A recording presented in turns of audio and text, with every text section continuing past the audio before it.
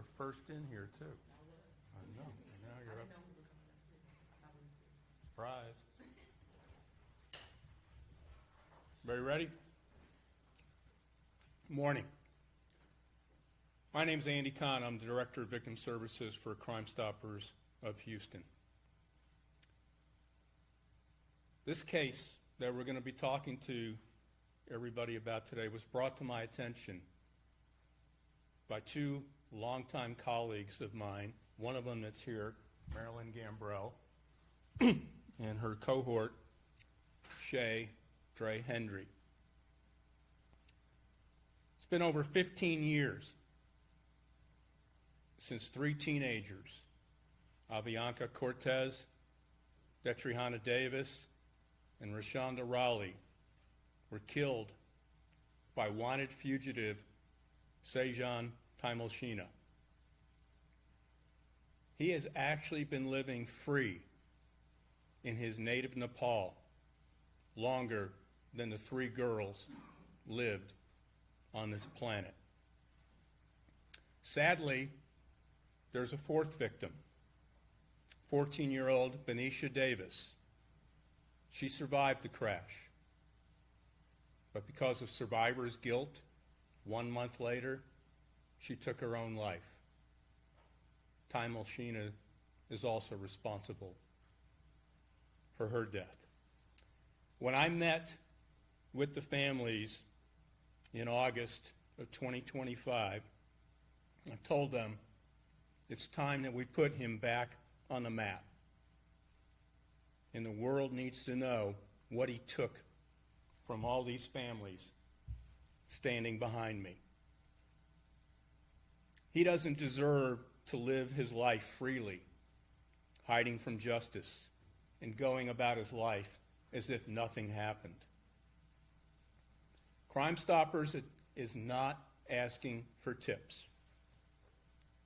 We pretty much know where he is. But for over 15 years, these families have lived with pain, anguish, and unimaginable grief, losing their kids while the accused has remained beyond the reach of justice. We're going to show you right now an extremely powerful video that Crime Stoppers, along with the victims' families, put together that we're going to be showing not just here, but in other areas as well. This is extremely powerful, and again, you are welcome to film what we're going to show. So are we ready for the video? 2 seconds, counting.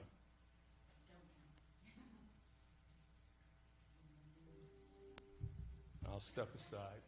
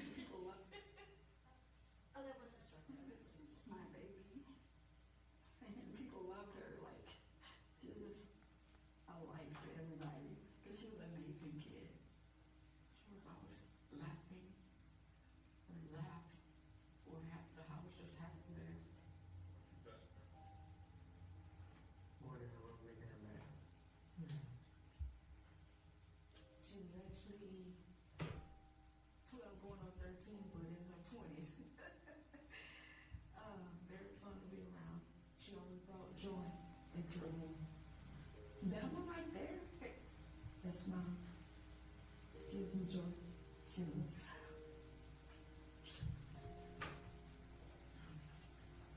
She's gonna let me get. I don't want to get. You couldn't stay mad at her for too long, y'all. She'll come in here with something funny to make you laugh and you forget why you was just mad at her.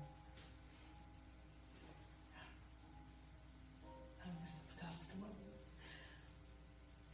On the night of July 19,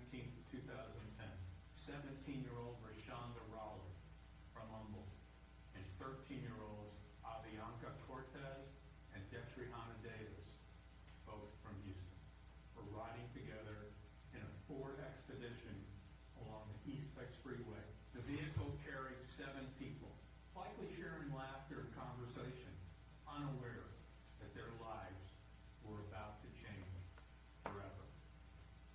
Investigators say 25-year-old Sajan Timalshina ran a red light and he slammed into the Expedition. The impact was catastrophic.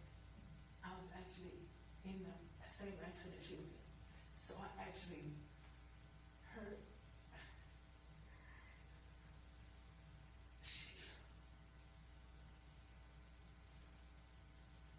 I woke up to the car stopping from the commotion that it did.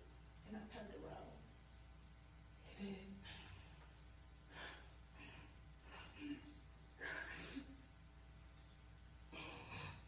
then I see my niece on the ground. I'm not moving or nothing. But I heard my brother, Rashad, get up. Rashad, it's gonna be okay. Get up, Rashad. Just wake up. Just get up. And I just happened to break down. And I just knew from then she was not okay. When I got to the scene, I saw a white sheet and I saw hair sticking out of the sheet. And it was dyed hair, like honey blonde with some streaks.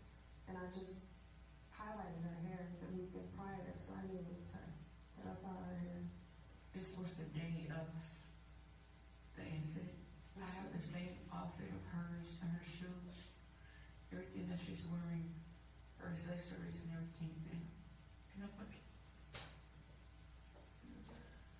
has blood on it and it's torn, but I still have it. Rashonda and Avianca died at the scene. Katrina was rushed to Bentog General Hospital, but despite efforts to save her, she passed away shortly after. And there was a 4th victim who died. She took her own life because of survivor's remorse. And none of us had experienced anything like this before. It's like all of our worlds changed that day. Sajan Timalshina was charged with 3 counts of intoxicated manslaughter. But before they could be brought to justice, he fled, believed to have returned to his home country of Nepal. Now, 41 years old, Timalshina remains at large, a fugitive. He is described as 5 foot 8 inches tall, 165 pounds, with black hair and brown eyes. To me, he's a coward. He was not willing to stay and face the consequences. You know, he took the lives of these beautiful children and just, ran like they meant nothing. And they mean a lot to a lot of people. Why didn't they keep him? Why didn't they put a hold on his passport, knowing that he just had committed a crime? Her life, it was pretty much made to be disposable because nothing has happened. For 15 years, those families had waited, not only with grief, but with unanswered questions and a deep longing for justice. The last 15 years, it's been hard. It's been, you try to go on with your life, and there's not a day that goes by that I don't think about my baby. 15 years just, they went by, and it feels like it was yesterday. It's like her life was cut short because of somebody else's choice, and it's not fair. She would be 28 years old. You think about what they would be doing at this point in their life. I just feel like that was taken from me. Who she could have been, who she would have been at this point in her life. Yes, pay for that. I just want justice to be served for these girls. He needs to stand and be accountable for his crimes. It will put my heart at ease. It sat on my heart for a long time that he left. It will ease the pain. It will make us feel better. I'm still angry. Will I forgive him? Because I we have to pay for the mistakes we make.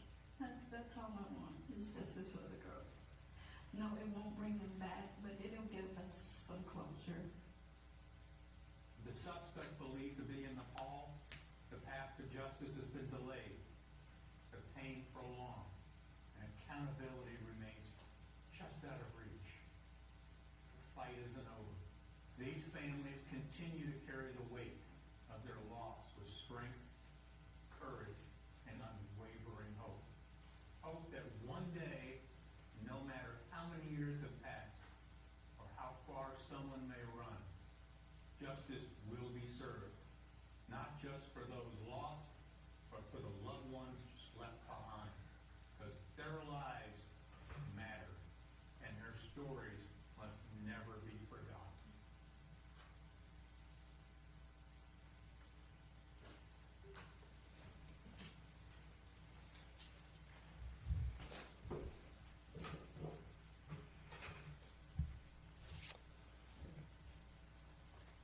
Every case that we file at the DA's office matters, and it's important to me.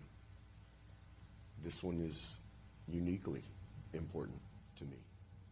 I was on the call-out team that night, 2010. I vividly remember this case when it happened. I remember when he fled like a coward before we could file charges. When I took over vehicular crimes in 2017, this was the first case that I put on my desk. I checked in to see where we were. We still had an international fugitive warrant for him. This defendant was still in Nepal. That's where he is right now. The Nepalese government knows that he's right there. We know where he is. As Andy said, we don't need tips. We need our government. We need the Nepalese government to do what's right.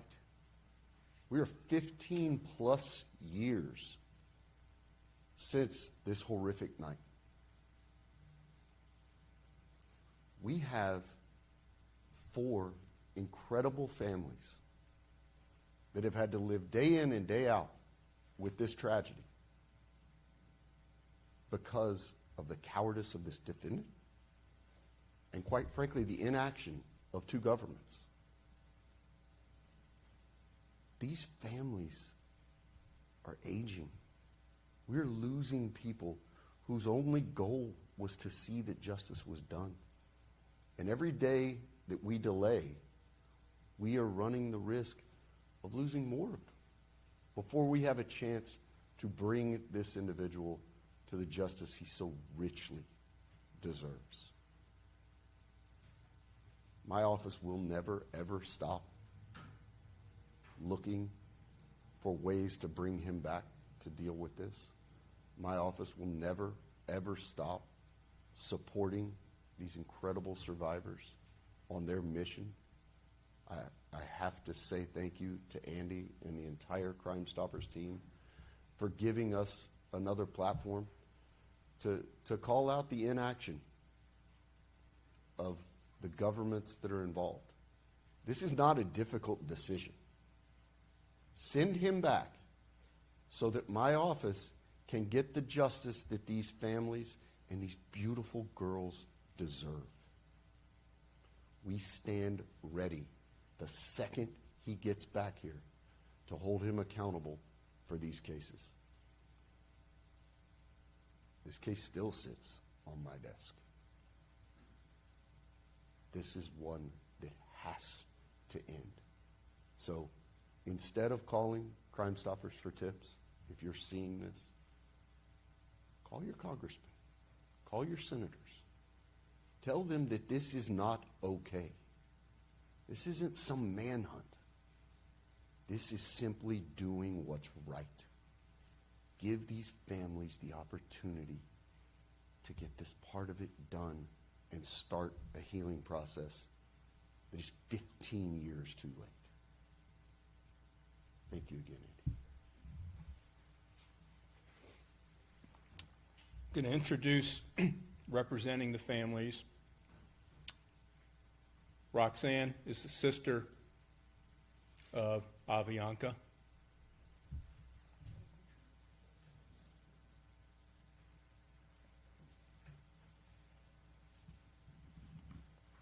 Good morning, everyone. I want to start by saying thank you, and your efforts, your presence here this morning has not only been a restoration of my hope and faith in the justice system, but also in parallel and anchor to my moral compass for District Attorney Sajan Timalshina, Andy, and the entire Crime Stoppers team, Ms. Gambrell, Shay in her absence, and the entire No More Victim Task Force. Had it not been for you guys carrying the memories and this fight, not only on your backs, but also in your heart, I wouldn't have the strength to stand before you today. My name is Roxanne, and I stand before you today in dual capacity, a sister and an advocate. On July 9, 2010, my 13-year-old sister, Avianca Cortez, was taken from us in a devastating accident, along with two of her friends, Rashonda Riley, whose family is here, and Detriana Davis. Having survived this tragic day, one of the two survivors later took her own life due to survivor's guilt 1 month after this tragic incident. Benicia Davis took her own life due to the anguish of living through the very thing that claimed the lives of her closest friends. When my sister and I discussed our futures and anticipated all that life would have in store for us, not one time did we prepare for our forever to end so soon or abruptly. Instead of preparing her for school dances, graduation, her wedding day, I had to prepare her for her funeral. The heartbreak of doing her hair, her makeup, and picking out her clothes just to watch a piece of my heart in a casket is a wound that, even after 15 years, that still has yet to heal. One that was never meant to be woven into the tapestry of my life. Milestones like birthdays, holidays, and graduations now resonate with an emptiness, a void that can never be filled, not just for my family, but to everyone who loved all these precious babies whose life today is still supposed to be in front of them. Her dreams and aspirations were as big as her smile.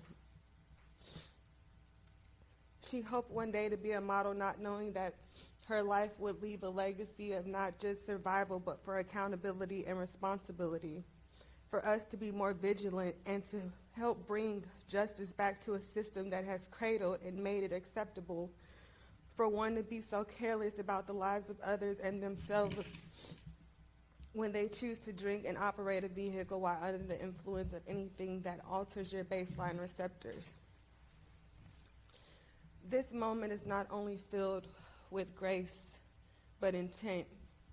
Intent on getting justice, intent on being the voice for the sweet tones that were muffled in silence way too early in life. Intent to make sure that we are never desensitized to the abnormal normalcy that driving intoxicated is accepted or tolerated. Not only do I walk for her, but I stand for all the girls who lost their life and for the ones who were impacted by this tragedy as well.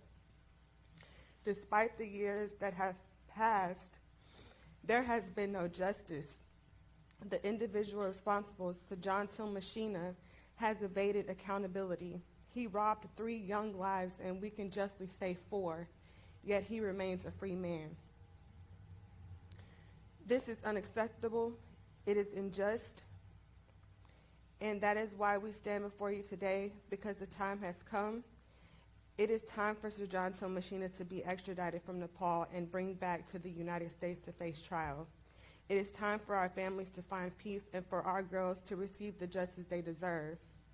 This tragedy has bonded our families together forever. Through pain, we have built something strong, a family of shared grief, shared love, and shared hope. And I want to thank everyone who's helped us along the way. Laveau Shea, who couldn't be here today, but has been working so hard for our family. Ms. Gambrell, my Mama G, District Attorney Sajan Timalshina, and Mr. Andy, you have helped us turn heartbreak into movement and action. Say their names with me. Avianca, Rashonda, Detriana, Benicia, Houston's Hope for 4. Thank you.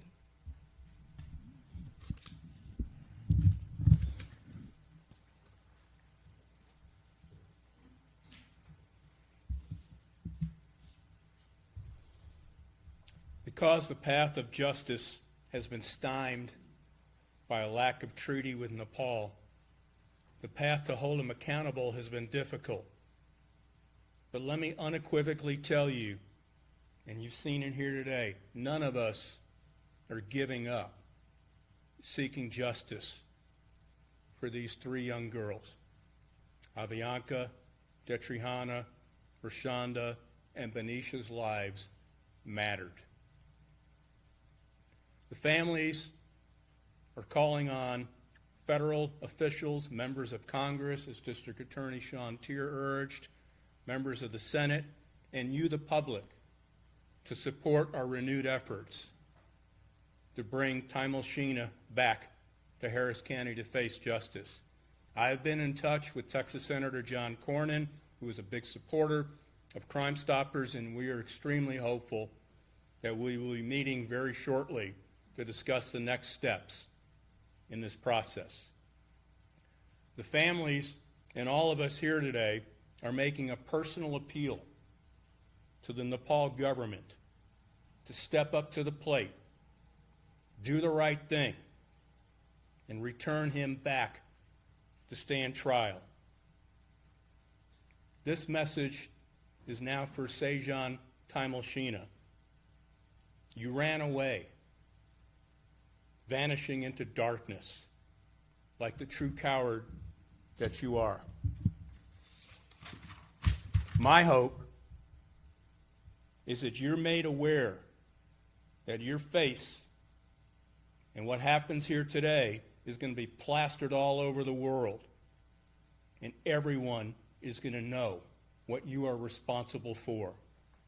If you have any decency left in you, you will turn yourself in and face the music like a real man instead of hiding behind cloaked doors.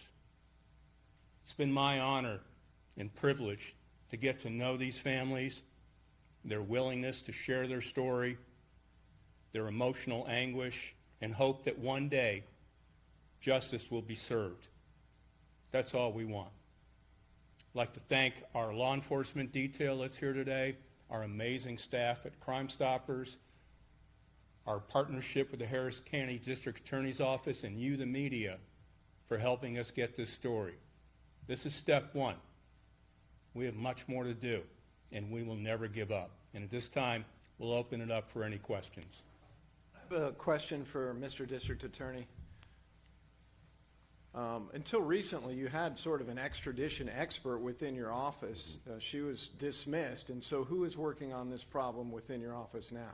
So we have had an extradition department for quite a while. We now have an attorney over it. She is here, Amber Cox. There has been no hiccup, no change.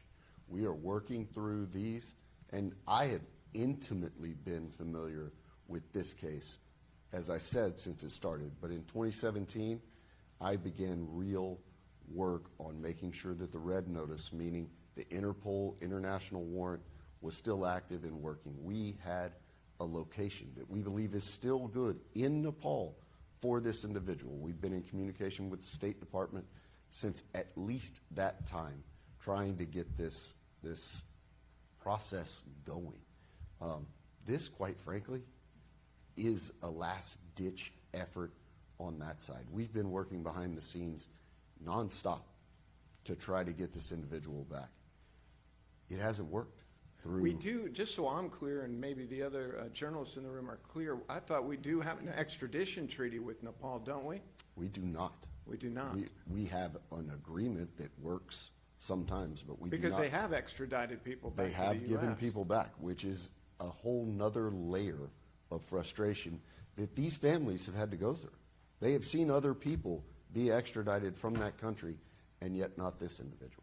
So it's sort of selective That's my understanding. And the next step is to bring in our high-powered senators and whatnot to Yes, the next step is to take this out of behind-the-scenes negotiations and do it in the public. Get it out in every facet possible so that the Nepalese government is on notice, that we're not going to quietly work through this, that our own government is on notice, that we're no longer going to just quietly work through this. We stand ready to try him. We have been ready to try him. When we get him back, this will be a top priority. Thank you for your answer. Yes, sir. DA Tier, has the Nepal government responded in any way why they're not sending him back? There have been communications over the years. There has been some movement in 2018 and 19 where, quite frankly, these families got their hopes up that we were going to receive him back, and then it just stopped. The responses just stopped. And at that point, I wasn't in the position to unilaterally make a decision that we were going to push as hard as we are going to push now. I am in that position now. And with the help of all the partners in this room, including yourselves, we are going to keep this front of mind until we get the decision we want and need. Does Interpol, I know Interpol's involved, but can you go and grab them? They cannot. Interpol is a multinational, international agency, but Nepal is a sovereign state. They have the ultimate say, as does the United States, as does Mexico and Canada, who are the two nations that we most usually work with extraditions. But they cannot unilaterally go get him. But they do have the red notice, which is the international warrant for this individual. In 2018, I added charges to this case. We have him on 3 intoxication manslaughters. I added manslaughters as well. So he is facing 6 charges right now, and that is an extradition and international treaty. Once we bring him back, there cannot be any additions or changes to charges. So I wanted to make sure, even in 2017 and 18, that we had everything ready to go when and if the Nepalese government does the right thing.